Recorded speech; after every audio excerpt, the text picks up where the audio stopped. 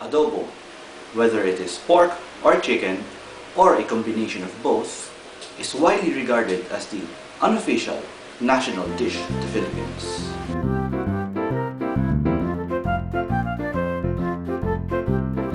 Adobo comes from a Spanish word, adobo, which means marinade. And as you will see, marinade plays a very important part in preparing this dish. People have said that it's actually very easy to prepare adobo. I disagree. It's easy enough to combine peppercorn, garlic, soy sauce, vinegar, or whatever else and call it adobo. But it's actually very difficult to prepare adobo that's really fantastic. Believe me, I tried.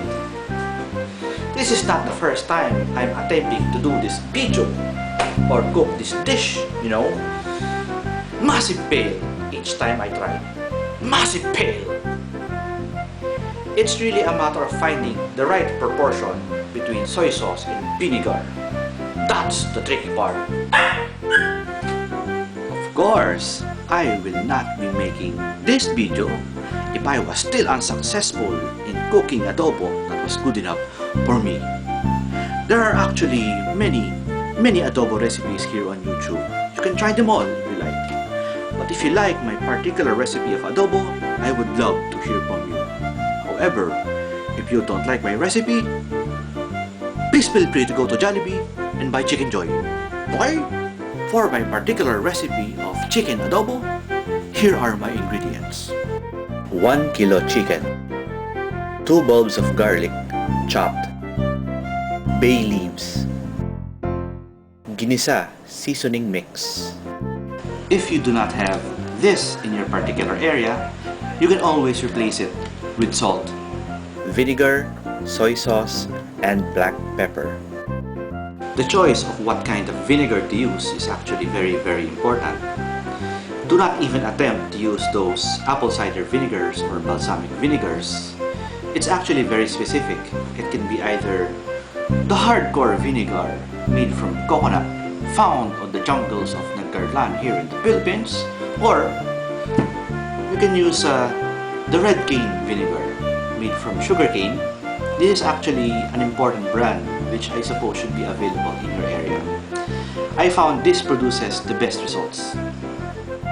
Put the chicken in a sealable container. Sprinkle the chopped garlic all over. Add 4 standard tablespoons of soy sauce. Then add 2.5 tablespoons of vinegar. Seal the container and then place inside your refrigerator overnight. Make sure you turn the chicken once at least before you sleep. In a large pan, place the marinated chicken. Add 1.5 cups of water. Add the ginisa seasoning mix or 1 teaspoon of salt. Add the bay leaf and then bring to boil. Oops! Don't forget the black pepper. Now this is important. Do not stir. Just bring it to boil, and once it's boiling, lower the heat and let it boil for 15 to 20 minutes or until the chicken is done. It's alright to flip the chickens over halfway through the boiling.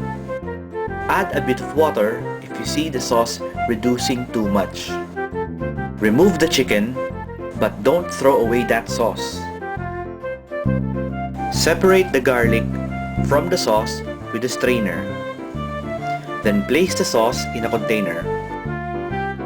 You can continue using the pan without having to wash it. Heat some oil in it, and then once it's hot, place the garlic back and saute. You need to continue frying and sauteing until the garlic is toasted but not burnt.